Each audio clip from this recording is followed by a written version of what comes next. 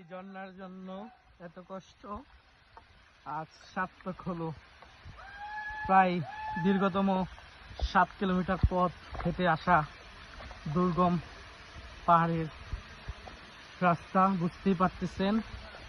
এই যে আপনারা কিছুটা দেখেন, এই যে আমার ভাইয়েরা ক্লান্ত, এই যে উপরে আরো ভাইয়েরা আছে, বন্ধুরা আছে। এই যে আমাদের সেই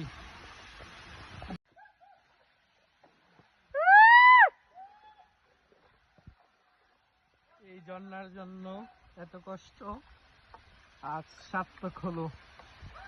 প্রায় দীর্ঘতম 7 কিলোমিটার পথ হেঁটে আসা দুর্গম পাহাড়ের রাস্তা, বুঝতেই পারতেছেন।